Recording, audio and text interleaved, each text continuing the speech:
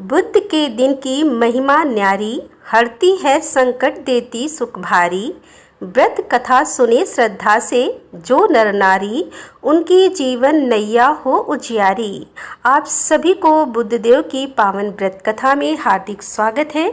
यह कथा जीवन में सुख समृद्धि और बुद्धि का संचार करती है। श्रद्धा और विश्वास के साथ कथा का श्रवण करने से बुद्ध देवता का आशीर्वाद भी प्राप्त होता है। तो आइए आज की इस दिव्य कथा का श्रवण आरंभ करते हैं। बहुत समय पहले की बात है। एक साहूकार का नया नया विवाह हुआ था। उसकी पत्नी अपने मायके गई हुई थी। नया नया विवाह था, नई नई उमंग थी। साहूकार का परिवार भी कुछ खास बड़ा नहीं था। जो भी रिश्तेदार थे उनके घर बहुत दूर थे।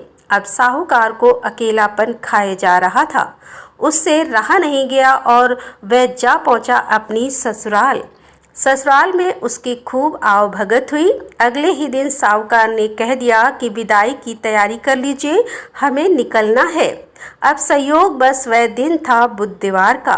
सास ससुर ने अपने दामाद को समझाने का प्रयास किया कि बेटा, आज बुधवार का दिन है।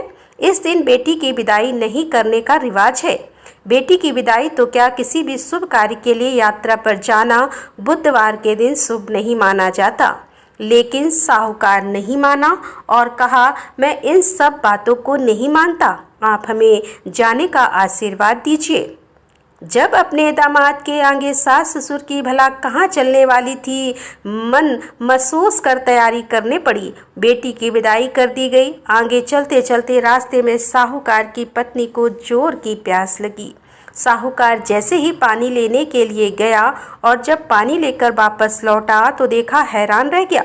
उसने देखा कि उसकी ही हम सकल कोई व्यक्ति गाड़ी में पत्नी की बगल में बैठा हुआ है। उसकी पत्नी भी एक शक्ल के दो व्यक्तियों को सामने देखकर परेशानी में पड़ गई कि उसका पति कौन सा है।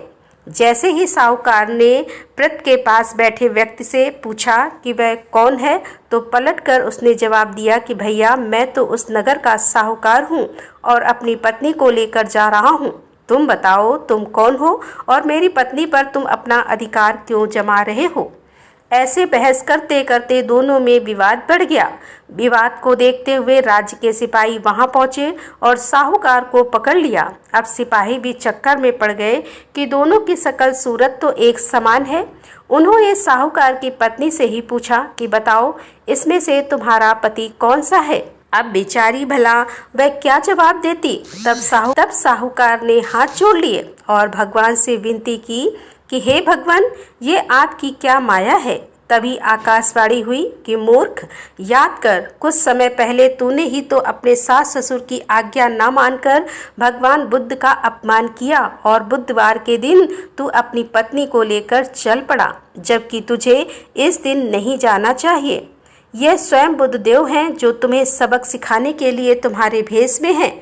तब साहूकार ने सच्चे मन से क्षमा मांगी और भविष्य में कभी ऐसा न करने का वचन भी दिया और बुधवार को नियम पूर्वक व्रत पालन करने का संकल्प लिया। तब जाकर साहूकार के रूप में प्रकट हुए बुद्ध देवता अंतर्ध्यान हो गए और साहूकार अपनी पत्नी को लेकर घर जा सका। इस घटना के बाद साहूकार और उसकी पत्नी दोनों नियमित रूप से बुधवार का व्रत पालन करने लगे। मानता है कि जो भी व्यक्ति इस कथा को कहता है या सुनता है, पढ़ता है, उसे बुधवार के दिन यात्रा करने पर भी कोई दोष नहीं लगता और समस्त सुखों की भी प्राप्ति होती है। बुध ग्रह की शांति और सर्व सुख के इच्छुक स्त्री पुरुष बुधवार के दिन इस व्रत को कर सकते हैं। ज्ञान, बुद्धिकार, व्यापार आदि में उन्नति के लिए भी बुधवार का व्रत बहुत ही शुभ और फलदायी माना जाता है। आज के दिन बुद्ध देवता के साथ साथ भगवान गणेश जी की पूजा का भी विधान है। यह थी बुधवार की व्रत कथा। अब सुनिए गणेश भगवान की कहानी, क्योंकि गणेश भगवान की कहानी के बिना हर व्रत कथा अधूरी होती है। एक बार गणेश भगवान एक छोटे से बालक का रूप धरकर चिमटी में चावल और चमचे में दूध लेकर धरती लोक पर आए और वहां आने पर वह एक गांव में गए, जहां वह किसी से कह रहे थे कि कोई मेरी खीर बना दो, कोई मेरी खीर बना दो। एक बूढ़ी माई बैठी हुई थी। उन्होंने कहा, ला मैं बना दूं। अब वह छोटा सा बर्तन चूल्हे पर चढ़ाने लगी। तब गणेश जी ने कहा, दादी माँ छोटी सी भगोनी मत चढ़ाओ, आपके घर में तो सबसे बड़ा वाला बर्तन होना, वही चढ़ा दो। बूढ़ी माई ने बालक का मन रखने के लिए वही किया। वह घर के भीतर गई और घर का सबसे बड़ा भगोना लाकर चूल्हे पर चढ़ा दिया। वह देखती रह गई कि उसमें जो थोड़े से चावल उस बड़े बर्तन में उन्होंने डाले थे वह तो पूरा का पूरा भर गया। अब गणेश जी ने कहा, दादी माँ मैं नहा कर आता हूँ, तब तक खीर तैयार हो जाएगी। खीर तैयार हो गई तो बूढ़ी माई के पोते पोती खीर खाने के लिए रोने लगे। बूढ़ी माई जब भी कुछ बनाती तो बिना गणेश भगवान को भोग लगाए कुछ नहीं खाती, ना ही किसी को खाने देती थी। तब उन्होंने मन ही मन कहा, गणेश जी तेरे भोग लगे। ऐसा कहकर उन्हें चूल्हे में थोड़ी सी खीर डाली और कटोरी भरकर खीर बच्चों को दे दी। बूढ़ी माई की पड़ोसन ऊपर से देख रही थी। बूढ़ी माई ने सोचा, यह तो उस बालक से चुगली कर देगी, तो एक कटोरा भरकर उन्होंने उस पड़ोसन को भी पकड़ा दिया। बूढ़ी माई की बहू ने चुपके से एक कटोरा खीर खाया और कटोरा चक्की के नीचे छुपा दिया। अभी भी गणेश जी नहीं आए थे। बूढ़ी माई को भी भूख लग रही थी, तो उन्होंने भी एक कटोरा खीर का भरकर किवाड़ के पीछे बैठकर एक बार फिर कहा, गणेश जी आपको भूख लगे। ऐसा कहकर भोजन करना शुरू कर दिया और खीर भी खा ली। तब तक गणेश जी आ गए तो बूढ़ी माई ने कहा, अरे गणेश जी खीर खा ले, मैं तो तेरे ही राह देख रही थी। गणेश जी ने कहा, दादी माँ मैंने तो पहले ही खीर खा ली है। बूढ़ी माई ने कहा, खीर खा ली? अरे कब खाई?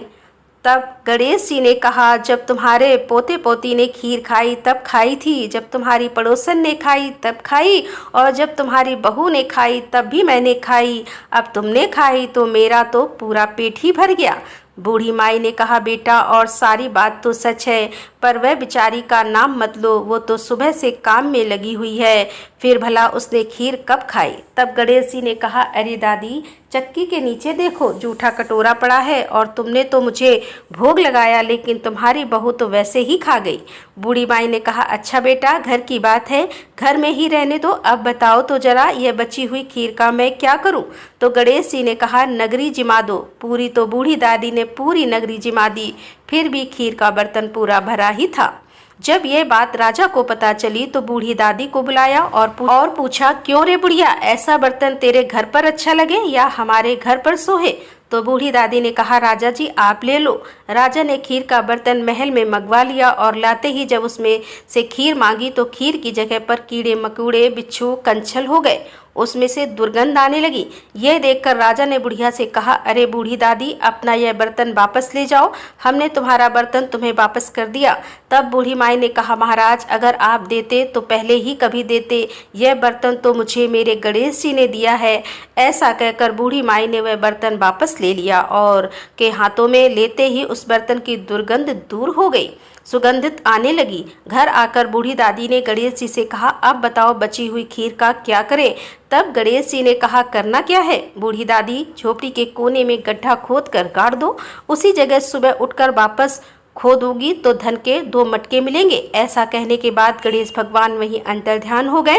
जाते समय झोपड़ी के लात मारते हुए गए तो झोपड़ी की जगह पर महल हो गया। सुबह बहू ने फावड़ा लेकर पूरे घर को खोद दिया, जो कुछ भी नहीं मिला। तब बहू ने कहा, सासू जी थारो गणेश तो झूठो है। सासू ने कहा, बहू मारो गणेश झूठो नहीं है, ला मैं देखूं। ऐसा कहकर वह सुई लेकर खोजने लगी।